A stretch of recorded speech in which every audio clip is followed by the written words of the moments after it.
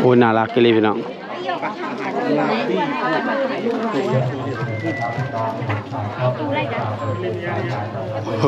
โอ้โหเป็นพญานาคหรือเป็นงูหรือเป็นมังกรเนาะสอบไปดิท่านผู้บังทั้งหลายตอนนี้อยู่กับช่องวันนาคตกเดิมนะเพื่อนเนาะกามื้อนี้กามีโอกาสได้มาวัดอย่างวัดพญานาคหน่อยนะพี่น้องชื่อวัดยังเนาะนี่ตอนนี้คนเต็มเลยตอนนั้นเนาะคนหลายเลยพี่น้องหลายแห้งเนาะคนแบบเต็มเลยเนาะสวัสดีทุกคนมาชมบรรยากาศเนาะว่าเป็นอย่างใดเนาะคนไปสวัสดีได้เบิ่งบรรยากาศต่างๆเนาะของวัดพญานาคหน่อยที่กำลังเป็นกระแสโด่งดังในตอนนี้เนาะว้าวพี่น้องมีระเบิดบูนำนี่ระเบิดอยู่ในวัดมันก็เป็นโบสถ์เนาะสวยงามแห้งเนาะแกะสลักได้โดดเด่นดีนี่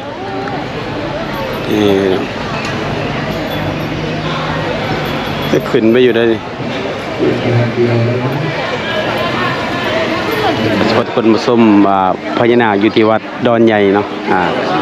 ซึ่งวัดดอนใหญ่จะมี2บ่อนเนาะบ่อนหนึ่งก็จะเป็นโบสถ์เอากราบไหว้บูชาแหละทีนี้จะมีรถรับส่งมาถึงบ่าวพญานาคหรือบังกรน้อยนะพี่น้องทีมโด่งดังในตอนนี้เนาะไปเดี๋ยวหน้าสิพาทุกคนเขาไปชมบรรยากาศข้างในเนาะไปจะได้ชิลอดมุ่งพญานาคเห็นนะ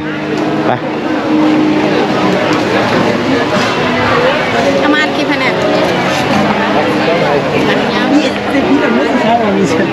โอ้โห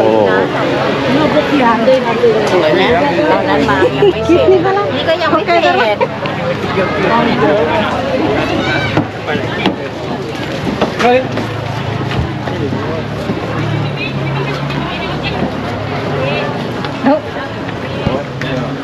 ว้าวพี่น้องบ่ฮู้ว่าเพิ่นเฮ็ดเสร็จหรือยังเนาะ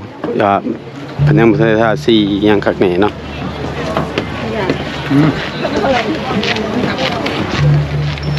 บรรยากาศคนหลายพี่น้องเอ้ยคนหลายแห้งเนาะ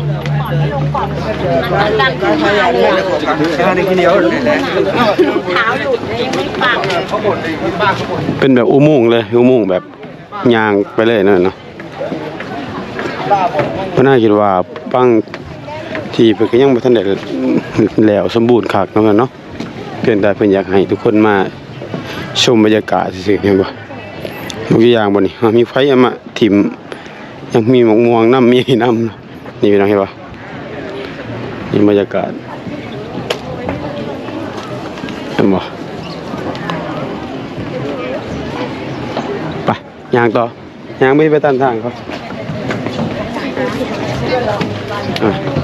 คือเพิ่นกำลังสร้างขึ้นมาเรื่อยๆเนาะดูจากเพิ่นวางทานอย่างต่างนะท่านได้แล้วเนาะนี่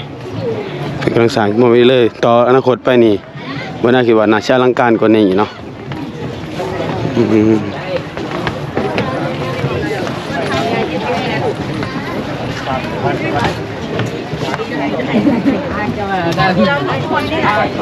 จำเอาไปช่องไหนนึงเลยเดี๋ยวเขาถ่ายรูปให้หันหน้ามาแล้วแต่ตอนนี้มันน่ามานี่ก็บ่ายครึ่งเนาะประมาณบ่ายกว่ามันก็แดดมันก็เลยแห้งเนาะไม่ได้พ่อหวีอยากเอากลับไปด้วยเดี๋ยวจุดประสงค์สิมาเบิ่งพญานาคน้อยหรือว่าเป็นพญานาคน้อยหรือบางกรน้อยแหละเนาะ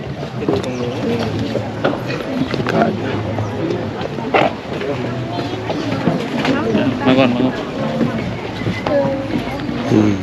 นี่พี่น้องเห็นป่ะนี้คือวงเวียนแต่มีโยนเหรียญ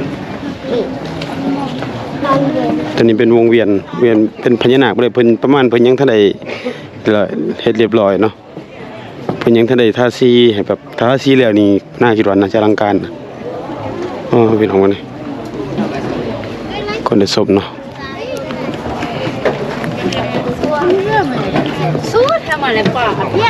บางคนเกิดพญานาคน้อยบางคนเกิดมังกรน้อยตกลงมังกรน้อยหรือพญานาคน้อยกับบ่ฮู้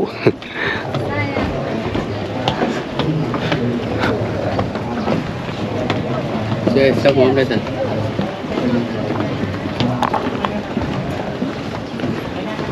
บรรยากาศสวยงามมากเป็นสะพานเนาะเนาะก็สิเป็นหลอกให้เฮาหมองมาถ่ายรูปเนาะนี่ชิกไม่เจอเขาสิย่างมาบ่อนนี้เนาะ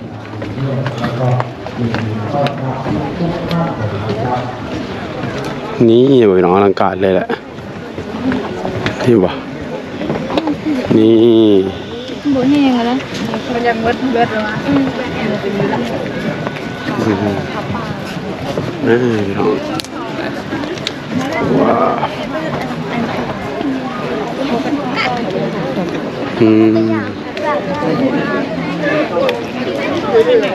วก็ดูข้างในเห็นไหมนู่นข้างในน่ารักจังเลยพี่นะ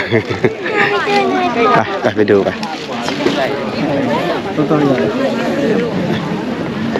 พี่น้องฝากกับไปเบิกซิกเมเจอร์ว่าโอ้โห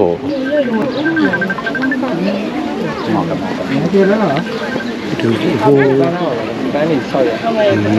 พี่น้อง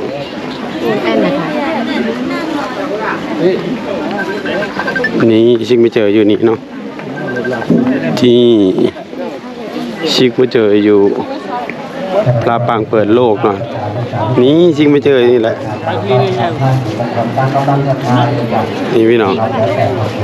ไม่ถ่ายครับมาถ่ายไม่เจอ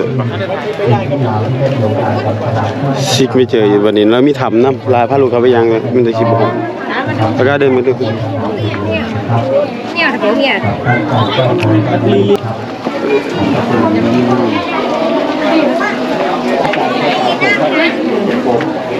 ไปทางไหนอันนี้มานี่โอ้น่ารักเลยพี่น้อง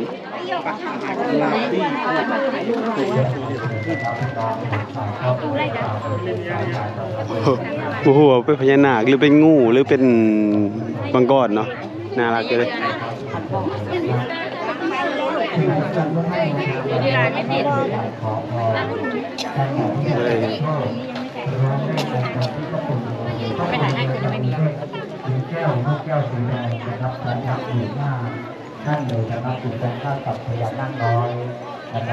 โอ้พญานาคน้อยได้ไหมนะวันมังกรหน่อยนะพญานาคน้อยเนาะบนข้างบนนี่เลื่อยเต็มเลยเนาะเป็นพญานาคถ้าเพิ่นทาซีเลยนี่ขาดว่าน่าจะอลังการแห้งกว่านี้เนาะเพราะบางอย่างเพิ่นยังทะเลแล้วบอกยังเปียกตัวนั้นกลัวเพิ่นยังทะเลปั่นแล้วเนาะนี่โอ้โหแบบสวยงามเนาะซิไม่เจอซิมีแต่พญานาคนาฮักช่องต้นนี่แหละน่ารักเนาะ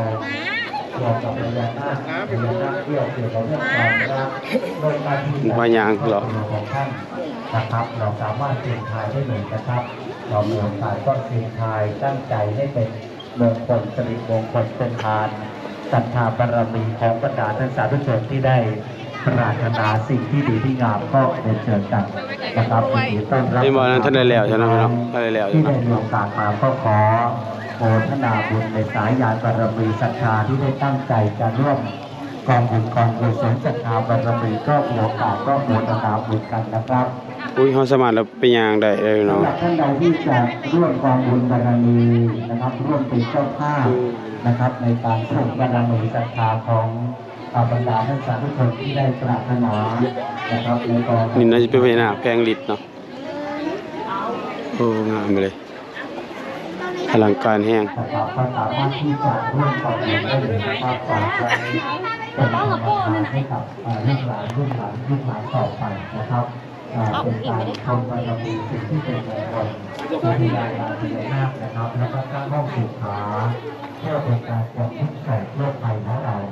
นะครับก็จะได้รับวัตถุมงคลนะครับท่านจะทำบุญตามกำลังศรัทธาก็ได้เถิดนะครับหลายท่านกำลังศรัทธาลายเลยเนาะก็เลยงามกันอยู่นิดนึงคนลาย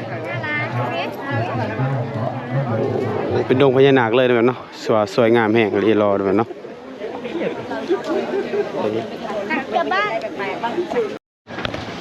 โอเคพี่น้องสำหรับคลิปนี้นะวันหน้าก็พาทุกคนมาเบิ่งวัดดอนใหญ่เนาะวัดดอนใหญ่อยู่ที่แถวปทุมธานีนะเนาะก็ เพื่อมาชมบรรยากาศเนาะความสวยงามโอ้เนี่ยบ่หลายคนมาเนาะก็บางบอนเพิ่นก็ต้องทันได้สร้างแล้วเนาะแต่ก็จากว่าจะสร้างแล้วนี่คือเสียอลังการแฮงเนาะก็พอได้คำว่าแล้วก็อย่าลืมกด Subscribe กดติดตามเป็นกำลังใจช่องบ่นายด้วยกันเนาะพบกันใหม่ในคลิปหน้าสำหรับคลิปนี้มักหน้าบ่นายขอกล่าวคำว่าสบายดีสวัสดีครับ